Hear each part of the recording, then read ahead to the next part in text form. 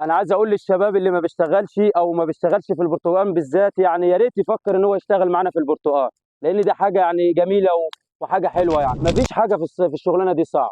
انت هي بس عايزه ان الواحد يكون فاهمها ويتعلمها. فانا بنصح الشعب المصري، شباب الشعب المصري، ان هو يشتغل في البرتقال. ما اشتغلتش في البرتقال مش هتعرف تستفيد باي حاجه. انا ما بشتغلش غير في البرتقال، يعني ممكن ما اشتغلش السنه كلها واجي في البرتقال واشتغل. ونتمنى ان اي حد عايز يشتغل في البرتقال يتواصل معانا، واحنا تحت امره في اي وقت.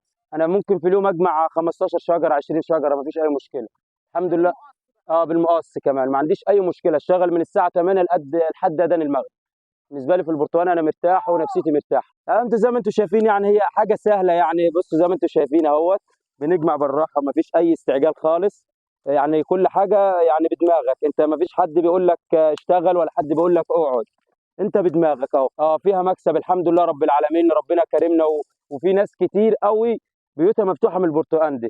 فاحنا يعني الحمد لله رب العالمين على كل حال. ما شاء الله عليه زي ما انت شايفه كده، مفيش اي حاجه تعب. انا باخد صندوق فاضي اهو، بحطه وبجمع فيه، مفيش اي مشكله. ولو الصاجر عالي شويه، هو الصاجر ده عامه كويس يعني، بحط صندوقين مثلا على بعض او اي حاجه وبطلع واحط صندوق تاني وبجمع فيه. مش عايز اي حاجه اشتغل فيها غير البرتقال. اتمنى ان السنه 12 شهر يكون برتقال.